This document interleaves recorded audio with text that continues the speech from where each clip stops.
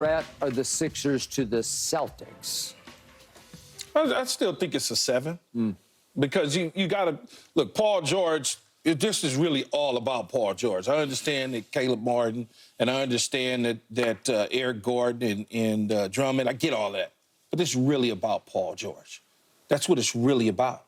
And then once he slid over to Philadelphia in free agency, got his big money, and was wearing an Iverson T-shirt, it now gives you that extra guy who can get you 20, 25 at any point in time in the game. Given the fact that there's been injuries with Embiid throughout his career where he's missed time.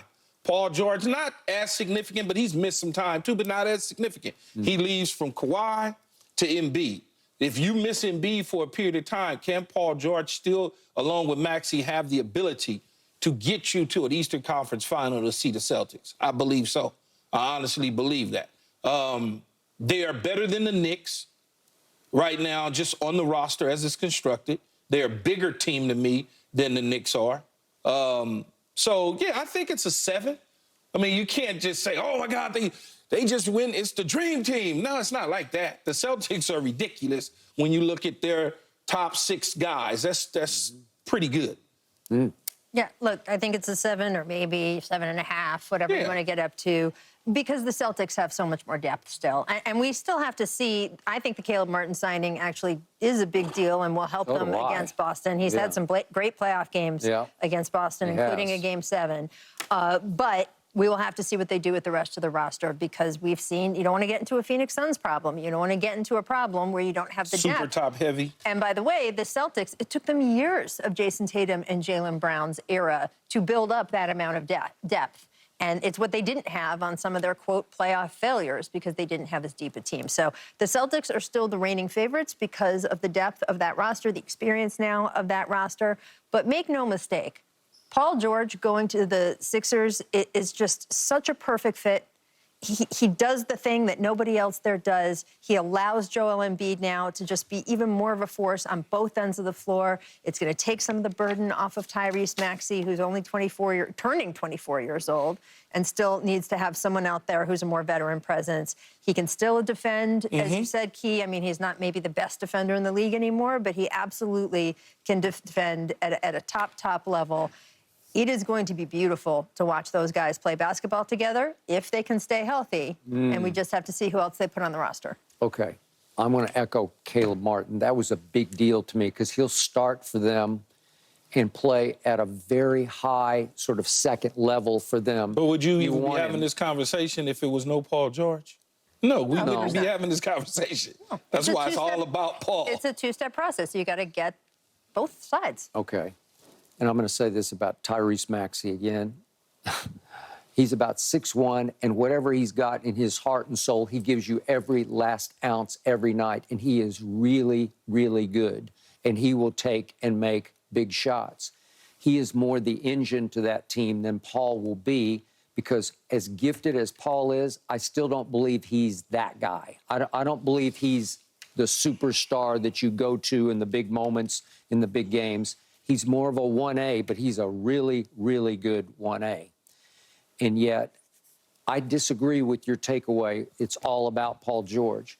In the end, for me, this is all about Joel Embiid. And all the pressure is now back on him to be something he has not been so far in his career. That's a different conversation now, Skip.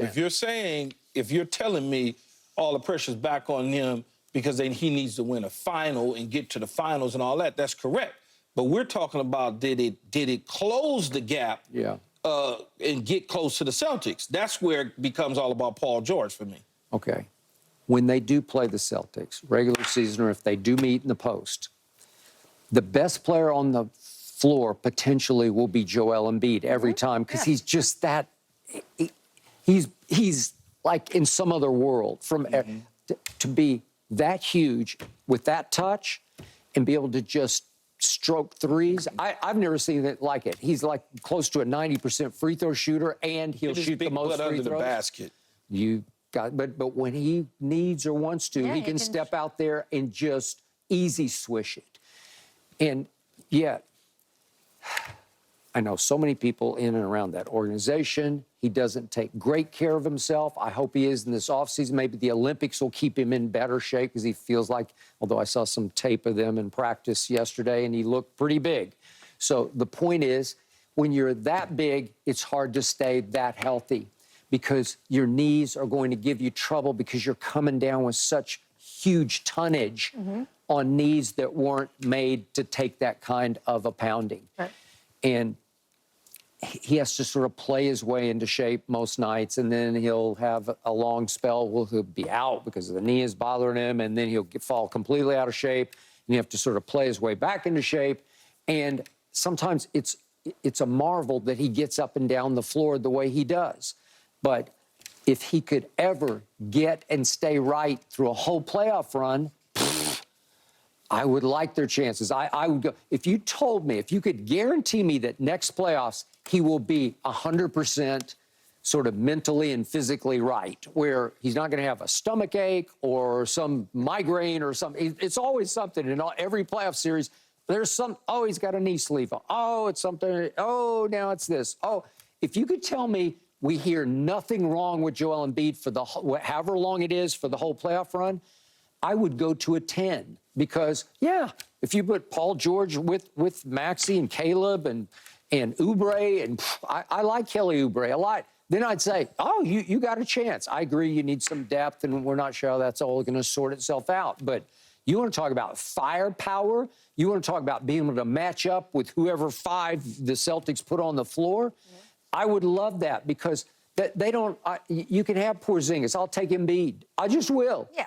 He'll destroy Porzingis if he's right. And we've never seen a playoff run where he stayed right the whole way through. It's as simple as that. I'm trying to think. Where was he at 2 years ago when they played Boston? He was having knee issues. Yeah.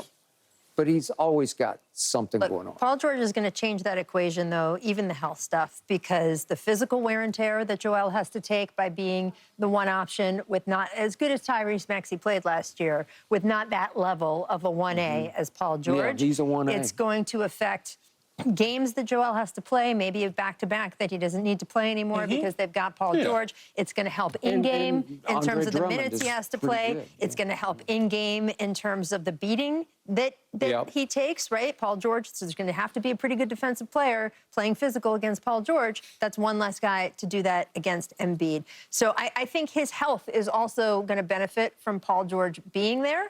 We'll have to see. There can obviously be freak things. You just have to remember, this guy not only won the MVP a year ago. He did.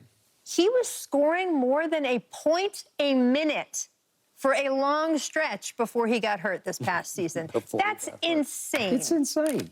It's insane. He's insanely gifted. So I just think that they're going to be a threat. I think the Knicks will still be a threat if they play with the heart that they did this past postseason.